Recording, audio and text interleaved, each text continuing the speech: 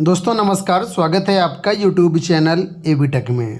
दोस्तों इस वीडियो में हम बात करेंगे एलटी ग्रेड भर्ती 2025 में उन अभ्यर्थियों के बारे में जो कि अलग अलग कारणों से यहाँ पर आवेदन ही नहीं कर पाएंगे। आप लोग जानते होंगे 2018 में जब पिछली भर्ती आई थी एलिजिबिलिटी क्राइटेरिया अलग थी। अब 2025 में जो भर्ती होने जा रही है इसकी एलिजिबिलिटी क्राइटेरिया अलग है। तो पहला एक बड़ा मुद्दा है यहाँ पर एलिजिबिलिटी क्राइटेरिया को लेकर के। दूसरा यहाँ पर बड़ा मुद्दा है कि पहले कुछ विषयों में बीएड की ज़रूरत नहीं होती थी, अब यहाँ पर जो है बीएड की ज़रूरत कंपलसरी कर दी गई है, बीएड लगेगा ही लगेगा। हालांकि एक दो विषय अभी भी हैं जहाँ पर छूट दी गई है, ठीक है। और तीसरा मुद्दा यहाँ पर दोस्तों एक और जो कि महत्वपूर्ण है, उससे भी काफ़ी लोग वंचित हो जाएंगे इस फॉर्म भरने से। तो वीडियो में आप लोग अंत तक देखना, आपके लिए क्या ऑप्शंस हो सकते हैं, कैसे यहाँ पर आप एलिजिबिलिटी को कंप्लीट कर पाएंगे, भविष्य में क्या विकल्प रहेंगे, इन सब मुद्दों पर बात करेंगे। तो वीडियो को आप लोग अंत तक देखना। वीडियो में आगे बढ़ने से अब पहले जो भी अभ्यर्थी एलटी ग्रेड की तैयारी कर रहे हैं उनके लिए बेस्ट बुक की सूचना। आज इस वीडियो में हम बात करने वाले हैं एलटी ग्रेड 2025 की बेस्ट बुक के बारे में, जो कि चक्षु प्रकाशन की है। यहाँ पर आप लोग देखें सामान्य अध्ययन की बुक है जो कि 2025 के सिलेबस के अनुसार जीएस का पूरा कंप्लीट सिलेबस यहाँ पर दिया गया है। आप लोग जानते हैं लोक सेवा आयोग की सभी भर्तियों में जीएस कंपलसरी है। एलटी ग्रेड में भी 30 नंबर का यहाँ पर आपका जीएस रहेगा, तो जीएस का कंप्लीट सिलेबस यहाँ पर आपको मिल जाएगा। इसके साथ ही जीएस में क्या क्या टॉपिक पूछे जाएंगे उनका कंप्लीट यहाँ पर कवर दिया गया है। यहाँ से आप अपना देख पाएंगे क्या क्या हमको यहाँ पर पढ़ना है। इसके साथ ही एलटी ग्रेड 2018 का कंप्लीट पेपर भी दिया गया है कि कैसे यहाँ पर प्रश्न पूछा गया था, किस लेवल का आपका पेपर था। इसके अलावा यहाँ पर जितने भी जीएस के विषय संपूर्ण सिलेबस को डिटेल से और अच्छी लैंग्वेज के साथ एक्सप्लेन किया गया, ताकि कोई एवरेज बच्चा भी होगा तो वो भी आसानी से इसको समझ सकता है। एलटी ग्रेड जीएस की बुक के साथ ही इनकी अलग अलग विषयों की सब्जेक्ट वाइज भी बुक आती है, जैसे कि हिंदी की, गृह विज्ञान की, गणित की, नागरिक शास्त्र, इंग्लिश, विज्ञान, जीव विज्ञान। तो सभी विषयों की यहाँ पर बुक्स अवेलेबल हैं। आप लोग इनको परचेज करके और भी अपने तैयारी को स्ट्रॉन्ग कर सकते हैं। ये सारी बुक्स आपको अमेजन, फ्लिपकार्ट, स्नैपडील, मीशो और चक्षुबुक्स.com पर मिल जाएंगी, ठीक है। तो यहाँ से आप इनको ऑनलाइन मंगवा सकते हैं घर बैठे। तो लिंक वीडियो के डिस्क्रिप्शन बॉक्स में दिए गए, आप लोग एक बार चेकआउट जरूर कर लेना। चलिए वीडियो बढ़ते हैं हम लोग आगे। सबसे पहले बात कर लेते हैं यहाँ पर एलिजिबिलिटी क्राइटेरिया को लेकर के।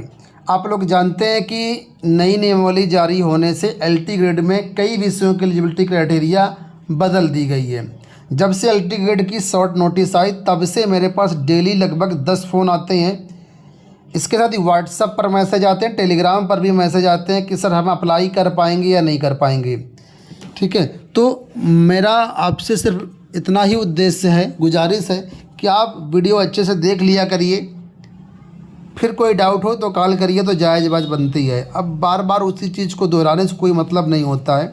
आप लोग जानते हैं यहाँ पर एलिजिबिलिटी क्राइटेरिया में परिवर्तन किया गया है। तो अगर वो एलिजिबिलिटी क्राइटेरिया आपके पास है तो आप एलिजिबल हैं, नहीं है तो नहीं एलिजिबल होंगे, जाहिर सी बात है। तो सबसे पहले एलिजिबिलिटी क्राइटेरिया यहाँ पर अंग्रेजी विषय को लेकर के है। अंग्रेजी में यहाँ पर वही छात्र आवेदन कर पाएंगे जिनका अंग्रेजी साहित्य के साथ स्नातक है। इंग्लिश लिटरेचर के साथ आपने स्नातक किया हुआ तभी यहाँ पर आप फॉर्म भर पाएंगे। बहुत से ऐसे अभ्यर्थी हैं और कुछ ऐसी यूनिवर्सिटियां हैं जहां पर जो है अंग्रेजी साहित्य की जगह अंग्रेजी लैंग्वेज पढ़ाई जाती है, यानी इंग्लिश लैंग्वेज। तो लैंग्वेज वाले अभ्यर्थियों को यहां पर शामिल नहीं किया जाएगा, लैंग्वेज वाले अभ्यर्थी फॉर्म नहीं भर पाएंगे, ठीक है। तो पहला झटका तो अंग्रेजी के छात्रों के लिए है कि सिर्फ इंग्लिश लिटरेचर वाले ही छात्र यहाँ पर एलिजिबल होंगे। इसके बाद अगली जो अपडेट है वो देखिए यहाँ पर है हिंदी विषय को लेकर के।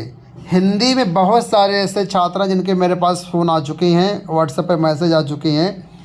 तो हिंदी में पहले एलिजिबिलिटी क्राइटेरिया ये था कि इंटरमीडिएट में जो है आपने संस्कृत लिया हुआ है और साथ में अगर आपने जो है स्नातक में संस्कृत लिया हुआ था तो एलिजिबल थे। लेकिन अब इस नई एलिजिबिलिटी क्राइटेरिया के अंतर्गत यहाँ पर साफ तौर पर बताया गया है कि आपको हिंदी में फॉर्म भरने के लिए स्नातक हिंदी से होना चाहिए और इंटर में संस्कृत होना चाहिए। इंटर में संस्कृत नहीं है आपके पास तो फिर आप फॉर्म नहीं भर पाएंगे। अब भविष्य में आपके लिए ऑप्शन ये है कि आप सिंगल सब्जेक्ट से जो है संस्कृत कर लीजिए, तब आप फ्यूचर की भर्तियों में एलिजिबल हो पाएंगे, लेकिन प्रेजेंट में आप फॉर्म नहीं भर पाएंगे। ठीक है, अगर आपने पहले एकल सब्जेक्ट से, सिंगल सब्जेक्ट से, इंटर संस्कृत से किया हुआ है तो आप एलिजिबल हैं, लेकिन अगर आपके पास इंटर में संस्कृत नहीं है तो फिर फॉर्म नहीं भर पाएंगे। ठीक है, बहुत से ऐसे अभ्यर्थी हैं जिनका ग्रेजुएशन में हिंदी संस्कृत दोनों है, तो वे अभ्यर्थी यहाँ पर फॉर्म नहीं भर पाएंगे, क्योंकि हिंदी के लिए हिंदी में आपका जो है ग्रेजुएशन हिंदी में और इंटर में संस्कृत होना चाहिए। हालांकि आपका संस्कृत से ग्रेजुएशन है तो आप संस्कृत से यहाँ पर कर सकते हैं, संस्कृत से आप फॉर्म भर सकते हैं एलटी ग्रेड का, लेकिन हिंदी में नहीं भर पाएंगे। तो आपके लिए ये देखना होगा, सोचना होगा। बीएड सब विषय में यहाँ पर जो मैंने दोनों विषय बताया दोनों में ज़रूरी है। ये यहाँ देखिए, जिन लोगों का ग्रेजुएशन संस्कृत से है वो लोग यहाँ पर संस्कृत से फॉर्म भर दें तो कोई दिक्कत नहीं होगी। इसी प्रकार कला विषय में यहाँ पर परिवर्तन किया गया है। ठीक है, तो कला विषय के लिए यहाँ पर देखिए, कला में स्नातक आपका होना ज़रूरी है। कला में अगर आपके पास स्नातक नहीं है तो आपका बीएफए होना ज़रूरी है। ठीक है, जो बैचलर ऑफ फाइन आर्ट होता है वो आपने किया हुआ है। अगर आपने कला में स्नातक किया हुआ तो बीएड लगेगा, और अगर आपने बीएफए किया हुआ है तो कला की कोई ज़रूरत नहीं, मतलब बीएड की कोई ज़रूरत नहीं है। तो ये यहाँ पर है, बीएफए वालों को यहाँ पर जो है बीएड से छूट रहेगी, लेकिन जो सिंपल सा नॉर्मल स्नातक कला से उनको बीएड कंपलसरी होगा। इसी प्रकार और भी कई विषय, संगीत में भी परिवर्तन किया गया है। ठीक है, तो मैंने आपको बता दिया। अब हम बात कर लेते हैं एक दूसरे मुद्दे को लेकर के। हालांकि कंप्यूटर में जो लोग यहाँ आवेदन करना चाहें, इसमें काफ़ी सारी सहूलियत दी गई है, कई सारी क्वालिफ़िकेशन है, और कंप्यूटर के लिए बीटेक की भी, बीएड की भी ज़रूरत नहीं है। ठीक है, तो आप कंप्यूटर के लिए अगर एलिजिबल है तो आप फॉर्म भर सकते हैं। अब दूसरे मुद्दे को लेकर के बात करते हैं। वो मुद्दा यहाँ पर दोस्तों एज लिमिट को लेकर के। बहुत सारे ऐसे छात्र हैं जो कि ओवर एज हो चुके हैं, 40 साल के ऊपर उनकी एज जा चुकी है। सामान्य कैटेगरी के छात्र हैं तो ऐसे छात्र भी यहाँ पर आवेदन नहीं कर पाएंगे, क्योंकि यहाँ पर मैक्सिमम एज 40 वर्ष ही रखी गई है, और जाहिर सी बात है 7 साल बाद भर्ती आई है तो काफ़ी सारे छात्र ओवर एज हो चुके हैं, जिनको अब किसी भी प्रकार से लाभ नहीं मिलेगा। हालांकि युवा मंच की टीम इस पर जो है मुद्दा उठाए हुए है कि हमें इसमें जो है 5 साल की ऊपरी आयु सीमा में छूट चाहिए। तो जो भी ऐसे अभ्यर्थी हैं, अगर आपको लगता है कि यहाँ छूट मिलनी चाहिए, क्योंकि आपने देखा होगा पुलिस भर्ती, कांस्टेबल भर्ती में छूट मिली थी, सभी छात्रों को मिली थी, तो इसमें भी मिल सकती है। अगर आप प्रयास करेंगे तो सफलता ज़रूर हासिल हो सकती है, लेकिन हाँ, प्रयास मन से करना होगा। अगर आप चाहते हैं कि छूट मिले तो आप लोग जो है इसके लिए प्रयास करिए।